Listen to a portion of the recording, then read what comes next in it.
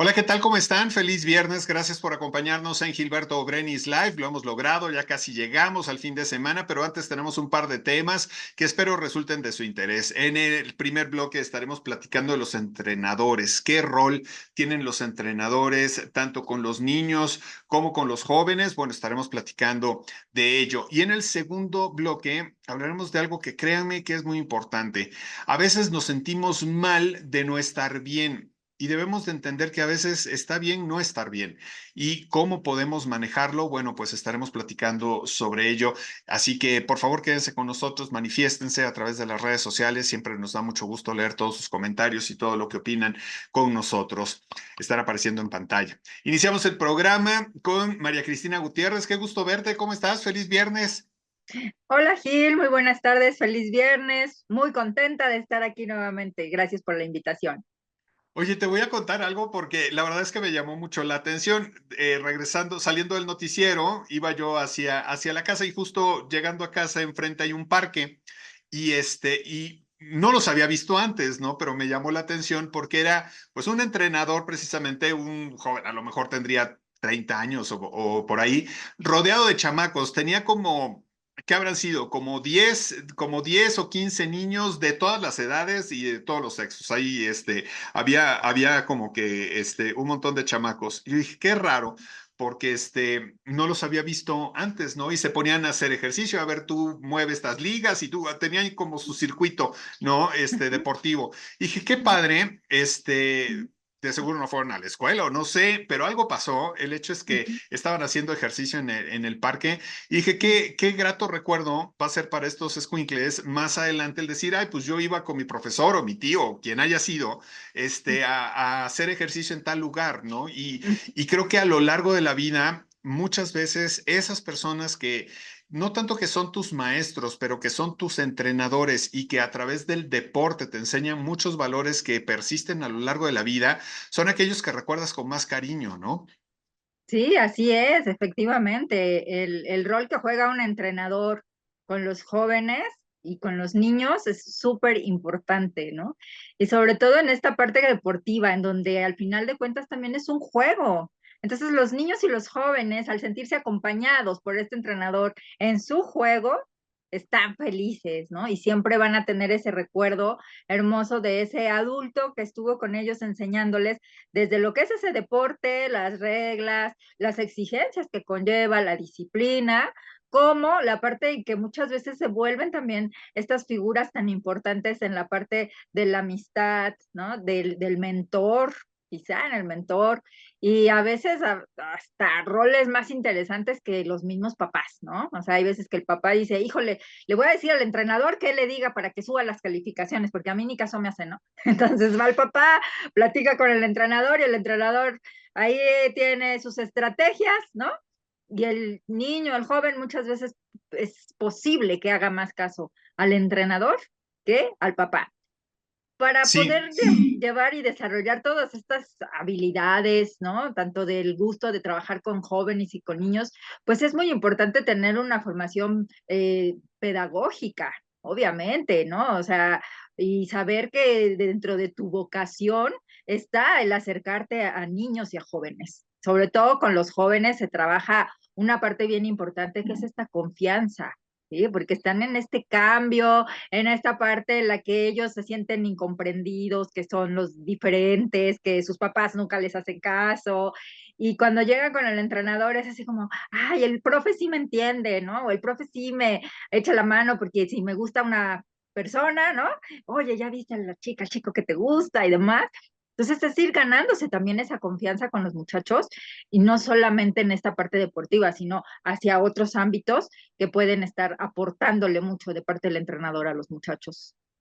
y llama la atención porque también puede ser en un entorno negativo, ¿no? El que También. no te enseñe en un momento dado a la tolerancia a la frustración, el hecho de que a lo mejor te presione demasiado a ganar, o ese tipo de circunstancias que también pueden ser un tanto cuanto negativas. Pero fíjate que hablando hablando del lado positivo, sin duda, de los entrenadores, de manera desafortunada, hace algunas semanas mataron a este famoso entrenador de básquetbol de los niños triquis, ¿no? Y en su entierro era increíble la cantidad de chamacos que estaban con su uniforme de básquetbol tocando el ataúd del entrenador y despidiéndose de él, ¿no? Y la unión que logró entre niños de diferentes edades, a lo mejor de diferentes generaciones, porque fue entrenador por muchos años, y que les enseñó precisamente la importancia del juego y de la unidad de su equipo al final, ¿no? Entonces, ahí es en donde dices que qué importante legado puede dejar un entrenador.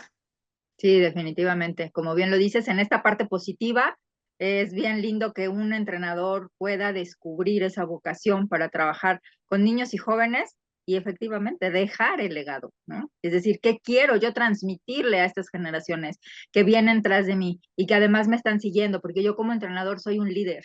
¿No? Entonces, este líder hay que formar a otros líderes. Para ya saber que yo soy un líder es porque estoy formando a otros líderes.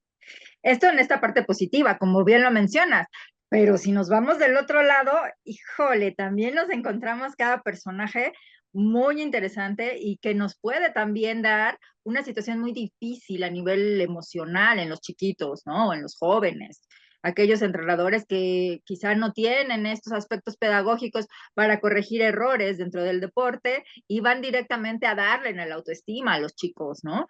Cuando puedes corregir, ¿sí? Puedes disciplinar, sí, pero nunca juzgar, ni atacar, ni agredir a la persona como tal. Y menos en estas edades, donde son tan maleables, donde todavía están formando sus propias identidades, es cuando más importante tenemos que tener nosotros qué palabras vamos a utilizar con ellos, cómo nos vamos a acercar con ellos, ¿no? Porque muchas veces el entrenador puede ser también el factor que haga que un pequeño o un joven abandone no solo la práctica de un deporte como tal, que digas, bueno, si ya no le gustó la natación o porque el entrenador no deja la natación y se pasa a otro deporte. Muchas veces es renunciar al deporte, ¿no? Porque me quedó tan marcada esta situación, esta parte que no que me agredió, una agresión, entonces dejo el deporte. Y tenemos chicos que entonces se van hacia el otro lado, ¿no? Pues a las drogas, a los videojuegos, al sedentarismo total. Entonces vemos de verdad la importancia que tiene el entrenador al trabajar con niños y con jóvenes. Y me encanta que hayas dicho al principio que requiere una preparación, ¿no? Que no cualquier persona puede ser entrenador, porque sí considero que necesitan tener una visión estratégica muy importante. Cuando tienes digamos, en la escuela, ¿no? Un grupo de 30, 40 jóvenes, pues necesitas, cuando dices, ok, vamos a hacer la selección de fútbol y la selección de tal, creo que nosotros como alumnos podemos decir, ¿sabes qué? Pues yo quiero ser portero, ¿no? Pero a lo mejor mi habilidad realmente no es como portero, sino es más bien como defensa. Entonces, ¿de qué manera manejar todas esas piezas que tú tienes para poder ponerlas en tus selecciones o en tus equipos de una manera estratégica para que haya también un buen trabajo de equipo y buenos resultados? Sí, por supuesto, el entrenador primero es descubrir la vocación que tiene para transmitir el conocimiento del deporte. Después, esa vocación que sea para niños y jóvenes. Conocer el deporte que va a enseñar, pero al mil, ¿no? De derecha, izquierda, de arriba, abajo, que sepa perfectamente bien y cómo se va dando en cada etapa de desarrollo del ser humano. No es lo mismo que le des clases a un chiquito de 4 años que tiene una espacialidad de una forma, ¿no? Una motricidad todavía no tan desarrollada, como a un adolescente de 15 o 16. Entonces es bien importante, el entrenador necesita conocer cuáles son las habilidades, tanto físicas como sociales, emocionales, que atraviesa cada uno de los chicos a los que está entrenando. Y las estrategias pedagógicas para transmitir su ejercicio, ¿no? A mí me tocaba ver a veces entrenadores que llegaban y decían, pégale bien. Y tú así, pégale bien. ¿Y cómo es bien, no? O sea, para mí puede ser bien si yo lo hago con la parte interna del pie para dar un pase, pero para ti puede ser bien que lo hagas con la punta. Entonces, a ver, profe, por favor, utilice bien su lenguaje muy preciso para decir, pegarle bien es, vamos a hacer ahorita un pase y se va a pegar con la parte interna del pie, ¿sí?